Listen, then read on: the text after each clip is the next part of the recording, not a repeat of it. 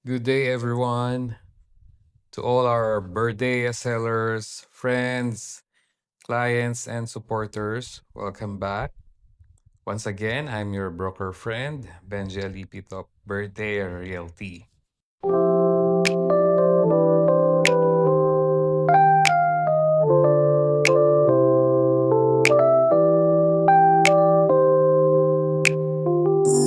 And as I promised in my last vlog, we're visiting a beautiful property today. It's actually a resort. This is my first time seeing it. So let's inspect it together and see if it's truly worth the investment. Okay?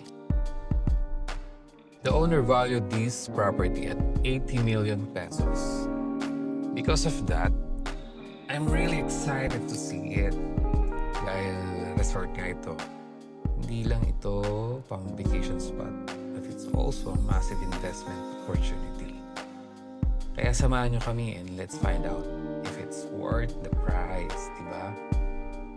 So right now, we are currently on Governor's Drive, heading to Barangay Asisan, where the property is located. But usually, I take Aguinaldo Highway going to Tagaytay. But when I checked the ways for traffic, it directed us here via CM De Los Reyes Avenue. Ayan, papunta na tayo sa CM De Los Reyes Avenue.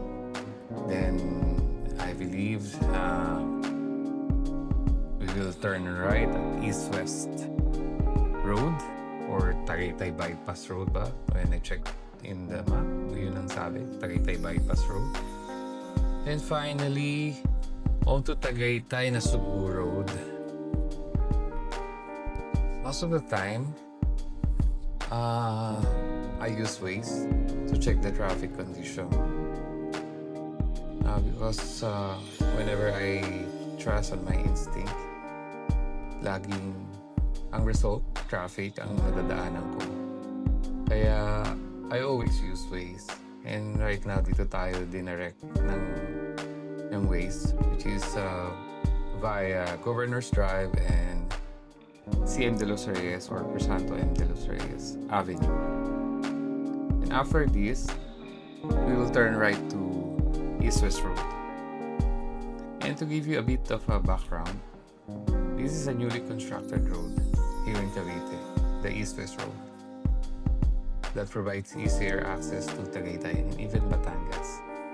And it's really a huge help for all the commuters.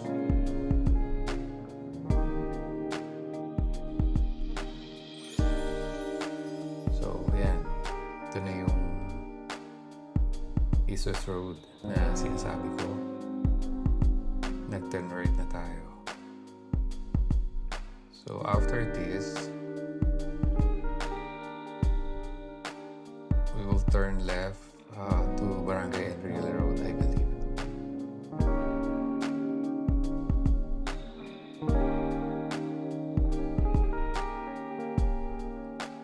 Kita natin, ganda ng road and nature pang paligid, di ba? Sarap bumiyahe dito, especially on the weekdays dahil wala ka masyadong kasabay na sasakyan.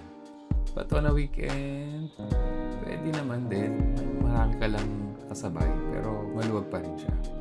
So, ito yung sinasabi kong Barangay Road, which I believe is the Enrile Road. Going to Tagaytay na Subu Road na tayo. Okay? Ayan, nature din. And maganda naman yung Enrile Road na dinadaanan natin. So, may enjoy nyo talaga going to Tagaytay. Ngayon, dahil magaganda na yung mga kali at inayos na po.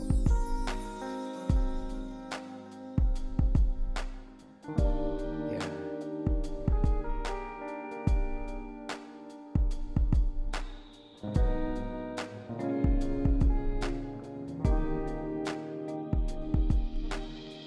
Malapit na rin po tayo sa property dahil Tagaytay na po itong dinadaanan natin na kalsada. pasensya pa, mga viewers, nandun na tayo sa property.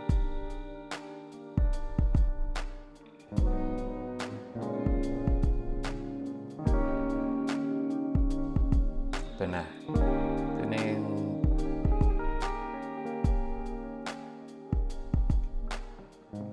na yung sa Mahogany Road, I believe. Yes, ito na yung Mahogany Road. Then, going to Tagaytay na siguro.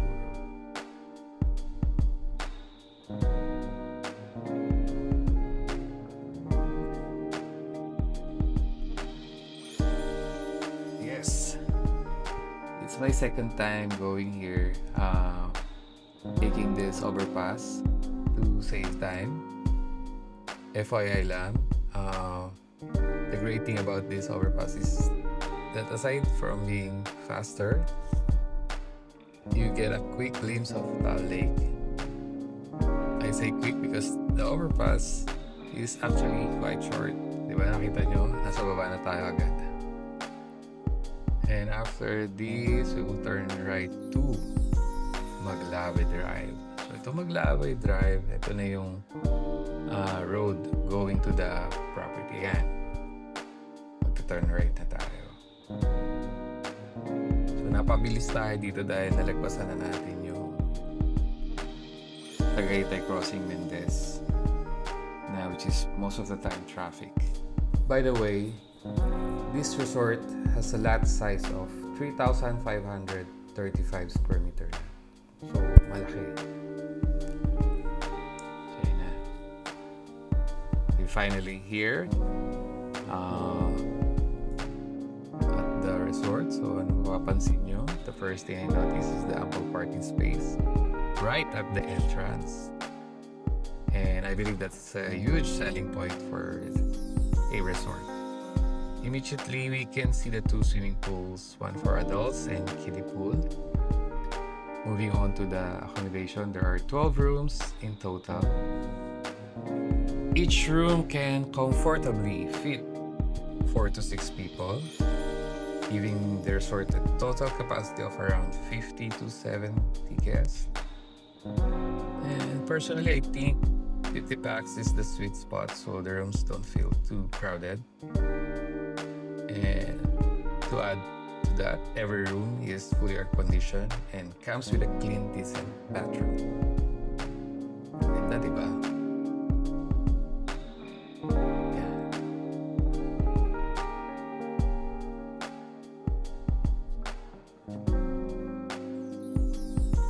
This house over here is currently for the owner's use, but of course, if you want to maximize your income, pwede mo na rin paupahan yan para mas malaki ang kita, di ba? So, hindi lang mga playground ang meron dito at swimming pool. Meron din mga greeneries. Yan, makita natin. Meron din basketball court.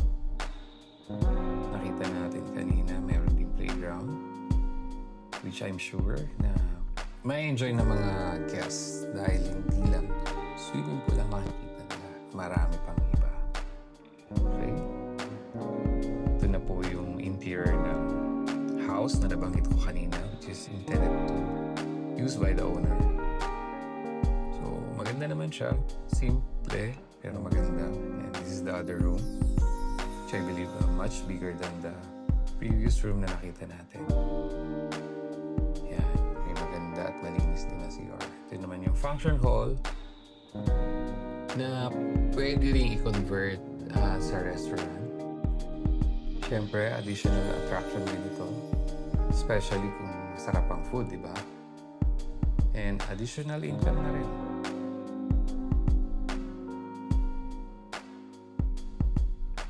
Oh, that's it for our tour. Bilis ha. Now we're exiting the resort and heading back to our home base. What do you think of the 80 million prize? Sulit ba, mga friends? Let me know in the comments. To wrap it up, this resort has a lot size of 3,535 square meter right in the heart of Tagaytay. It features 12 rooms, 2 swimming pools, a playground, basketball court, and a function hall. But Most importantly, it has massive income potential. So if you're looking for a business-ready investment that's ready to operate on day one, this is it. Sa mga gusto naman mag-inquire and to schedule a viewing, please message us directly or call the number on your screen. Also, don't forget to like this video and subscribe for more exclusive property tours. See you on the next one, mga kaibigan at mga viewers. Thank you so much and God bless us all.